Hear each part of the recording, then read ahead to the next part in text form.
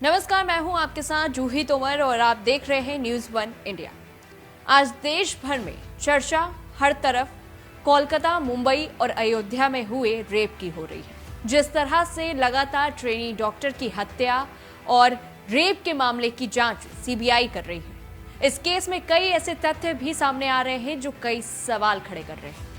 क्योंकि आपने भी ऐसे कई मामले देखे होंगे जहां रेप करने से पहले आरोपी पॉर्न वीडियो देखता है या किसी की न्यूड फोटो और फिर रेप जैसी घटनाओं को अंजाम दिया जाता है।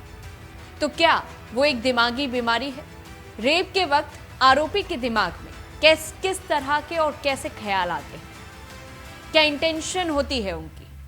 क्यों करते हैं रेप? इन सभी सवालों का जवाब आपको मिलेगा आज की हमारी इस रिपोर्ट में। बात करते हैं कोलकाता में ट्रेनी डॉक्टर की हत्या और रेप के मामले की, जहां जांच सीबीआई कर रही है। और इस केस में सीबीआई ने आरोपी संजय रॉय का साइकोलॉजिकल टेस्ट किया और इस पूरे टेस्ट के दौरान संजय से कई सवाल किए गए थे। उसके मोबाइल फोन से मिले पॉर्न वीडियो को लेकर भी सवाल हुए थे। संजय रॉय ने इस टेस्ट के दौरान यह भी बताया कि वो रेड लाइट एरिया जाता रहता था। उसने कबूल किया कि वारदात के दिन पॉर्न वीडियो देखे थे। साइकोलॉजिकल ऑटोप्सी टेस्ट के दौरान एक्सपर्ट्स ने यह आकलन किया है कि संजय सत्यराइजेस हाइपरसेक्सुअलिटी नाम की एक बीमारी से ग्रसित हो सकता है। एक्सपर्ट्स बताते हैं कि ये एक डिसऑर्डर है जो ब्रेन के फंक्शन में हुई गड़बड़ी के कारण होता है।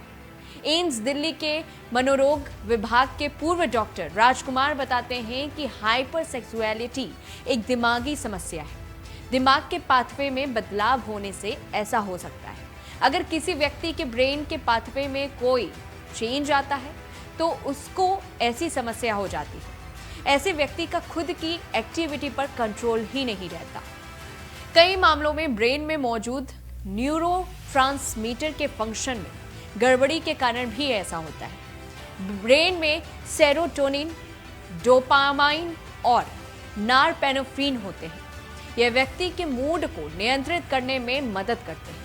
जब ये संतुलन से बाहर हो जाते हैं तो यौन इच्छा और व्यवहार प्रभावित हो सकता है। अगर न्यूरोट्रांसमीटर के फंक्शन बिगड़ने का असर यौन इच्छाओं पर पड़ता है तो यह हाइपरसेक्सुअलिटी डिसऑर्डर का कारण बन सकता है। डिमेंशिया बीमारी के कारण भी ऐसा हो सकता है, क्योंकि डिमेंशिया में ब्रेन के उन हिस्सों पर असर पड़ता है जो शरीर के हार्मोन को कंट्रोल करते हैं। हाइपरसेक्सुअलिटी के कारण व्यक्ति को अपनी यौन इच्छाओं पर कंट्रोल नहीं होता और इसकी वजह से व्यक्ति अक्सर जो है वो परेशान रहता है और अलग अलग तरीके से अपनी यौन इच्छाओं को पूरा करता है। अगर ये पूरी नहीं हो पाती है तो व्यक्ति मानसिक रूप से भी परेशान हो सकता है। डॉक्टर राजकुमार बताते हैं कि हाइपरसेक्सुअलिटी से ग्रसित व्यक्ति हस्त मैथुन पॉर्न वीडियो के जरिए भी अपनी यौन इच्छा को पूरा करता है। ऐसे व्यक्ति के दिमाग में हमेशा गंदे ख्याल ही आते हैं। अगर किसी कारण उसकी यौन इच्छा पूरी नहीं हो तो इसकी पूर्ति के लिए वह किसी भी हद तक जा सकता है। उस व्यक्ति को इस बात से कोई फर्क नहीं पड़ता है कि उसका व्यवहार उसके जीवन, करियर, आसपास के लोगों को और उसके खुद के स्वास्थ्य को नुकसान पहुंचा सकता है।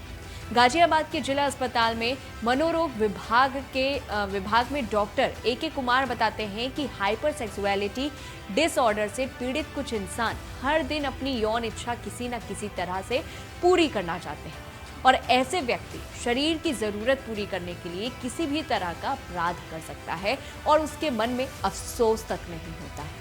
हाइपरसेक्सुअलिटी डिसऑर्डर के कारण ब्रेन कुछ अलग तरीके से काम करता है। इस कारण किसी अपराध को करने के दौरान या बाद में उसी के बारे में व्यक्ति ज्यादा सोचता नहीं है। अगर किसी कारण यौन इच्छा पूरी नहीं हो पाती है तो इस कारण व्यक्ति की मेंटल हेल्थ भी खराब होने लगती है। वैसे डिप्रेशन में जा सकता है। इस समस्या का इलाज मुमकिन है। डॉक्टर काउंसलिंग और दवाओं की मदद से इसको कंट्रोल करते हैं, लेकिन लोग शर्माते हैं काउंसलिंग करवाने में। हाइपरसेक्सुअलिटी डिसऑर्डर से बचाव भी कुछ हद तक हो सकता है। अगर किसी व्यक्ति में यौन इच्छा सामान्य से ज्यादा है तो उसको इस बारे में डॉक्टर से सलाह लेनी चाहिए, क्योंकि सलाह लेंगे तो बीमारी का इलाज होगा। लेकिन आज हमारे देश में इन सभी चीज़ों को या इस तरह के मुद्दों को लेकर के कोई खुल करके बात ही नहीं कर पाता है। कोई कंफर्ट ही नहीं होता है कि इस तरह के मुद्दों को लेकर के या इस तरह की बीमारियों को लेकर के वो डॉक्टर से खुल करके शेयर कर सके। वहीं ऐसे में शुरू में समस्या की पहचान करने और उनका इलाज करने से इस समस्या को बदतर होने से रोकने में मदद मिल सकती है। इसके अलावा यह भी जरूरी है कि अगर शराब या अन्य किसी प्रकार के नशे की लत है तो उसे कंट्रोल करें, क्योंकि ये चीजें ब्रेन में केमिकल इम्बैलेंस का कारण बनती है, जिससे ऐसे डिसऑर्डर होने का रिस्क रहता है। डॉक्टर कुमार बताते हैं कि ऐसी समस्या ब्रेन के फंक्शन में गड़बड़ी के कारण होता है। ऐसे में जरूरी है कि आप मानसिक सेहत का ध्यान जरूर रखें और ऐसी किसी परेशानी होने पर डॉक्टर से सलाह जरूर लें।